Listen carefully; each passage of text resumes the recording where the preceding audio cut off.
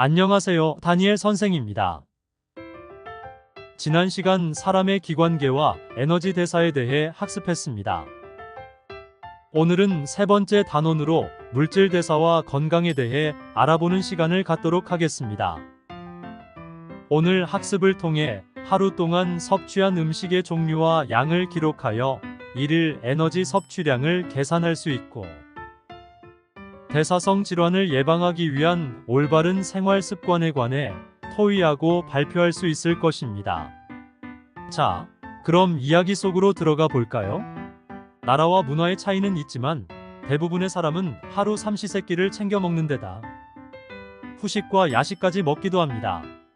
유엔 식량농업기구 FAO에 따르면 지난 50년 동안 한 사람의 일일 에너지 섭취량 평균이 2196kcal에서 2870kcal로 무려 30%나 증가했다고 합니다. 그동안 사람의 몸에는 어떤 변화가 있었을까요?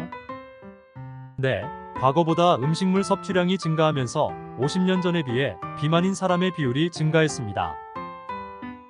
한창 공부하며 성장하고 있는 청소년 시기의 영양소 섭취는 어떨까요? 연령에 따른 영양소 섭취를 생각해보면 어린이는 어른보다 적은 양의 영양소를 섭취하지만 생장이 왕성한 청소년기에는 어른보다 더 많은 양의 영양소를 섭취해야 합니다. 영양소의 섭취와 에너지 균형. 일상생활에 필요한 에너지를 얻기 위해서는 지속적으로 영양소를 섭취해야 하죠. 세포호흡에 주로 이용되는 영양소는 탄수화물의 일종인 포도당이며, 탄수화물이 부족할 때에는 세포에 저장되어 있는 지방이나 단백질도 에너지원으로 사용됩니다. 에너지로 소비하는 양보다 적은 영양소를 섭취하면 영양 부족 상태가 됩니다. 영양 부족이 계속되면 체중이 감소하고 영양실조나 생장장애 등의 이상이 나타나게 되죠. 이와 반대로 에너지로 소비하는 양보다 많은 영양소를 섭취하면 영양 과다 상태가 됩니다. 이때는 남는 영양소가 주로 지방 형태로 저장되므로 영양 과다가 지속되면 비만이 될 수 있습니다.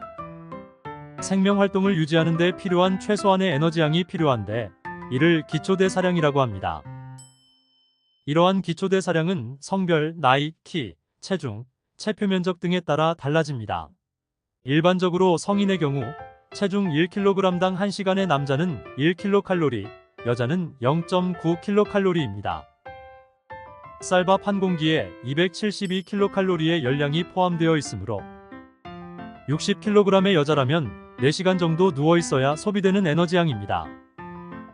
또 활동 대사량이란 공부나 운동, 산책 등의 기초 대사량 이외에 여러 가지 활동을 하는데 필요한 에너지량을 말합니다. 일상생활을 하려면 기초 대사량에 활동 대사량을 더한 만큼의 에너지가 필요한데 이것을 일일 대사량이라고 합니다. 일일 대사량보다 적은 에너지를 섭취하면 체중이 줄어들고 일일 대사량보다 많은 에너지를 섭취하면 체중이 늘어나는데, 이와 같은 에너지 불균형은 여러 가지 질병을 일으키는 원인이 됩니다. 그 가운데에서도 점점 늘어가는 비만은 국제적인 질병으로 분류되고 있습니다. 비만은 몸 안에 체지방이 비정상적으로 많은 상태를 뜻하며 당뇨병, 고혈압, 심장병과 같은 대사성 질환이 발생할 가능성을 높입니다. 여러분은 대사성 질환이라고 들어보셨나요?